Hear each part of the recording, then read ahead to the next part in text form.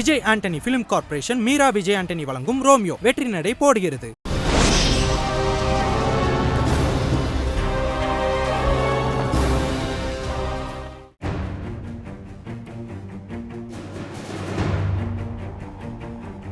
ஈரானின் Al Quds force என்று அழைக்கப்படுகின்ற அல்குட்ஸ் படைப்பிரிவு பற்றிய அச்சம் நீண்ட காலமாகவே இஸ்ரேலுக்கும் அமெரிக்காவுக்கும் இருந்து வருகின்றது.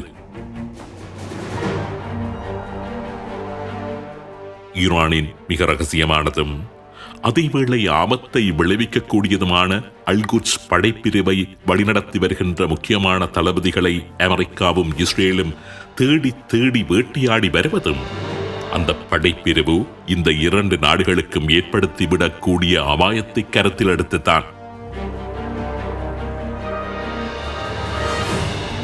ஈரானின் இஸ்லாமிய ரெவல்யூஷனரி கார்ட்ஸ் கார்ப்ஸின் நட்சத்திர தளபதியும் அதனது அல்குட்ஸ் படைப்பிரிவின் தளபதியுமான ஹசீம் சுலைமானி மீது 2020 ஆண்டு ஜனவரி மாதம் 3ஆம் தேதி அமெரிக்கா ஒரு ட்ரோன் தாக்குதலை மேற்கொண்டு அவரை கொலை செய்திருந்தது. Major general Hasim Soleimani Iran ராணுவத்தின் மிக முக்கியமான தளபதி.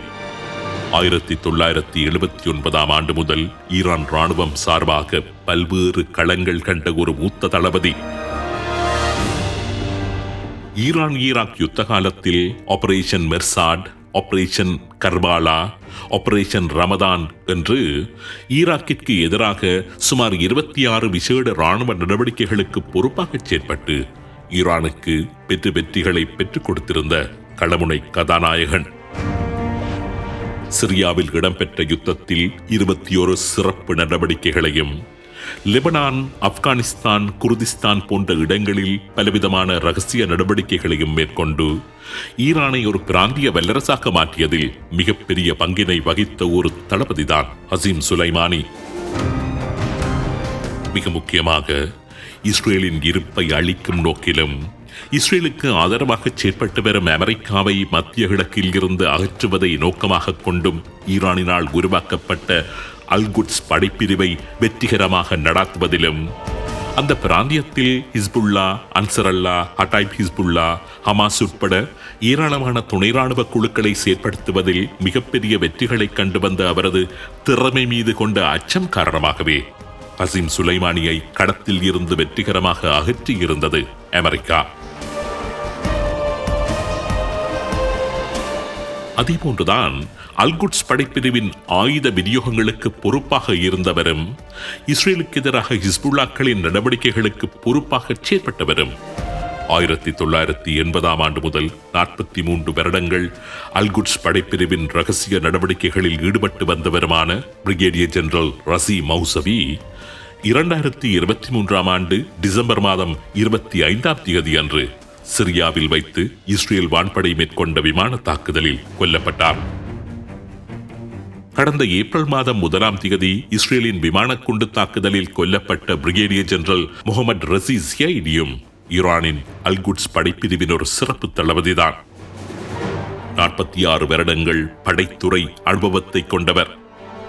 ஈரான் ராணுவத்தின் பல்வேறு தாக்குதல்களை திறம்பட தலைமை தாங்கி நடத்தியவரும், லெபனானில் செயற்பட்டு வருகின்ற ஹிஸ்புல்லாக்களை வழிநடாத்துகின்ற பொறுப்பை 2015ஆம் ஆண்டு முதல் வகித்து வருகின்றவரும், ஈரானினது அல்குட்ஸ் படைப்பிரிவின் லெபனானுக்கான பொறுப்பாளராக செயற்பட்டு வந்தவருமான பிரிகேடியர் ஜெனரல் முகமது ரசி ஜஹீதியை அவரது செயற்பாடுகள் மீது கொண்ட அச்சம் காரணமாகவே சர்வதேச வரையறைகளை எல்லாம் மீறி அவரை கொலை செய்திருந்தது இஸ்ரேல். இப்படி ஈரானின் அல்குட்ஸ் படைப்பிரிவின் முக்கியஸ்தர்களை தேடி தேடி வேட்டையாடி வருகின்றன அமெரிக்காவும் இஸ்ரேலும். இஸ்ரேலை அழித்துவிடும் நோக்கத்தில் ஈரானில் அணு ஆயுதங்களை உருவாக்கும் நடவடிக்கைகளில் ஈடுபட்டு வருகின்ற ஈரானின் விஞ்ஞானிகளை இஸ்ரேலின் மொசாட் எப்படி தேடி தேடி அழித்து வருகின்றதோ, அதேபோன்று தமது துணைப்படைகள் மூலமாக இஸ்ரேலின் கண்களில் விரலை விட்டு ஆட்டிக்கொண்டிருக்கின்ற அல்குட்ஸ் படைப்பிரிவின் முக்கியஸ்தர்களையும் தேடி தேடி வேட்டையாடி வருகின்றன இஸ்ரேலும் அமெரிக்காவும். இஸ்ரேலின் எதிர்காலத்தை மாத்திரமல்ல, இஸ்ரேலின் இருப்பை கூட தீர்மானிப்பதற்காகவென்று உருவாக்கப்பட்ட ஈரானின் அல்குட்ஸ் படைப்பிரிவு பற்றித்தான் இன்றைய உண்மையின் தரிசனம் நிகழ்ச்சியில் சுருக்கமாக பார்க்க இருக்கின்றோம்.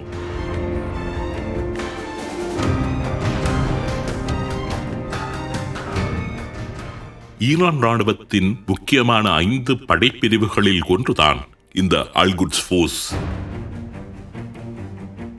ஈரானின் IRGC என்று அழைக்கப்படுகின்ற இஸ்லாமிக் ரெவல்யூஷனரி கார்ட் கார்ப்ஸின் கீழ் செயற்பட்டு வருகின்ற இந்த அல்-குட்ஸ் படைப்பிரிவு தான் ஈரானின் மரபு வழி அல்லாத தாக்குதல்களை மேற்கொள்வதற்காகவென்று உருவாக்கப்பட்ட ஒரு படைப்பிரிவு. அத்தோடு ஈரானின் படைய புலனாய்வு நடவடிக்கைகளும் இந்த அல்-குட்ஸ் படைப்பிரிவினால் தான் மேற்கொள்ளப்பட்டு வருகின்றன. அமெரிக்காவின் ராணுவ ஜெனரல் ஸ்டான்லி மேக்ரிஸ்டல் இந்த அல்-குட்ஸ் படைப்பிரிவு பற்றி குறிப்பிடுகின்ற போது, அமெரிக்க ராணுவத்தின் JSOC என்று அழைக்கப்படுகின்ற ஜாயிண்ட் ஸ்பெஷல் ஆபரேஷன் கமாண்ட் என்ற பிரிவும் அமெரிக்க உளவு அமைப்பான CIA-யும் இணைந்து செயற்பட்டால் எப்படி இருக்குமோ அந்த அளவுக்கு சக்தி வாய்ந்த ஒரு கட்டமைப்பு தான் இந்த அல்-குட்ஸ் படைப்பிரிவு என்று அடையாளப்படுத்துகின்றார். ஈரானுக்கு வெளியே சதிவேலைகளில் ஈடுபடுவது, அரசு அல்லாத பல்வேறு ஆயுத குழுக்களை உருவாக்கி சீர்படுத்தி வருவது, ஈரானுக்கு எதிரான சக்திகள் மீது ரகசிய தாக்குதல்களை மேற்கொள்ளுவது, இவைகள்தான் இந்த அல்-குட்ஸ் படைப்பிரிவின் பிரதான பணி. ஹிஸ்புல்லா, ஹமாஸ், பாலஸ்தீனியன் இஸ்லாமிக் ஜிஹாத், யமன் ஹவுத்தி அமைப்பான அன்சர் அல்லா, இதேபோன்று ஈராக், சிரியா, ஆப்கானிஸ்தான் போன்ற நாடுகளில் செயற்பட்டு வருகின்ற சியா மத அமைப்புகள் உட்பட நான் ஸ்டேட் ஆக்டர்ஸ் என்று கூறப்படுகின்ற பல்வேறு சக்திகளுக்கு ஆயுதங்களையும் பயிற்சிகளையும் தாக்குதல் திட்டங்களையும் வழங்கி அவற்றினை வெற்றிகரமாக செயற்படுத்துவதில் மிகப்பெரிய வெற்றியை கண்டு வருகின்றது ஈரானின் இந்த அல்-குட்ஸ் படைப்பிரிவு. அதாவது வெளிநாடுகளில் பயங்கரவாத செயல்களில் ஈடுபட்டு வருகின்றவர்களை தாங்கி வழிநடத்துகின்ற ஸ்டேட் ஸ்பான்சர்ட் டெரரிசம். 80களின் ஆரம்பத்தில் ஈராக் யுத்த காலத்தில் சதாம் ஹுசைனின் படைகளுக்கு எதிராக ஈராக்கில் உள்ள சியா முஸ்லிம் இளைஞர்களை வைத்து சதி நடவடிக்கைகளில் ஈடுபடுத்துவதற்காகவென்று உருவாக்கப்பட்ட ஈரானின் டிபார்ட்மெண்ட் 900 என்ற புலனாய்வு பிரிவுதான் 1988 ஈராக் யுத்தம் முடிவடைந்ததை தொடர்ந்து அல்-குட்ஸ் ஃபோர்ஸாக பரிணாமம் அடைந்திருந்தது.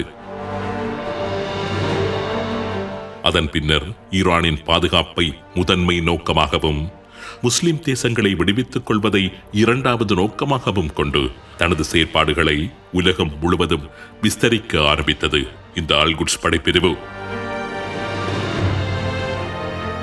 வெறுமனே இஸ்ரேலை குறிவைத்த சதிகள் என்று மாத்திரம் தனது நடவடிக்கைகளை அது மட்டுப்படுத்தி விடவில்லை. மாறாக ஆப்கானிஸ்தான் முதல் அமெரிக்கா வரை படுகொலைகள், சதி நடவடிக்கைகள் என்று மொசாட்டை போல, CIA உளவு அமைப்பை போல மற்றவர்கள் பார்த்து அச்சப்படும் வகையில் செயற்பாட்டு பலத்துடன் நகர்வெடுத்து வருகின்றது ஈரானின் இந்த அல்-குட்ஸ் படைப்பிரிவு. 2012 ஆண்டு பிப்ரவரி மாதம் 13ஆம் தேதி இந்திய தலைநகர் புதுடில்லியில் உள்ள இஸ்ரேலிய தூதரகத்தில் பணிபுரிந்து கொண்டிருந்த ஒரு இஸ்ரேலிய உயரதிகாரியின் மனைவி பயணம் செய்து கொண்டிருந்த வாகனத்தின் மீது நடத்தப்பட்ட குண்டு தாக்குதல் ஈரானின் அல்-குட்ஸ் படைப்பிரிவினராலேயே மேற்கொள்ளப்பட்டதாக டில்லி போலீசார் தெரிவித்திருந்தார்கள். அதேபோன்று 2011ஆம் ஆண்டு அக்டோபரில் அமெரிக்காவின் வாஷிங்டனில் உள்ள இஸ்ரேல் மற்றும் சவுதி அரேபிய தூதரகங்கள் மீது அல்-குட்ஸ் படைப்பிரிவினரால் மேற்கொள்ளப்பட்ட திட்டங்கள், அமெரிக்காவுக்கான சவுதி அரேபிய தூதுவர் அடேல் அல் ஜுபைரை கொலை செய்வதற்காக தீட்டப்பட்ட திட்டம், அசீம் சுலைமானியின் படுகொலைக்கு பழிவாங்கும் நோக்கத்துடன் 2022ஆம் ஆண்டு ஆகஸ்டில் அமெரிக்க முன்னாள் உயரதிகாரிகளான ஜான் போல்டன் மற்றும் மைக் பொம்பியோ போன்றவர்களை படுகொலை செய்வதற்காக மேற்கொள்ளப்பட்ட நடவடிக்கைகள், இப்படி ஈரானினது அல்-குட்ஸ் படைப்பிரிவின் செயல்கள் எல்லைகள் கடந்து அதனது எதிரிகளை அச்சப்படுத்தும்படியாகவே இருந்து வருகின்றது.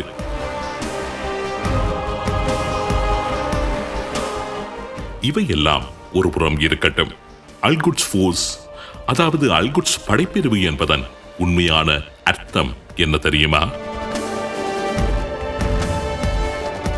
அல்-குட்ஸ் ஃபோர்ஸ் என்றால் ஜெருசலேம் ஃபோர்ஸ், அதாவது புனித நகரான ஜெருசலேமை இஸ்ரேலின் ஆக்கிரமிப்பில் இருந்து விடுவிப்பதை நோக்காக கொண்டு ஈரானினால் செயற்படுத்தப்பட்டு வருகின்ற ஒரு படைதான் இந்த ஜெருசலேம் போர்ஸ், அதாவது ஈரானின் அல் குட்ஸ் போர்ஸ்.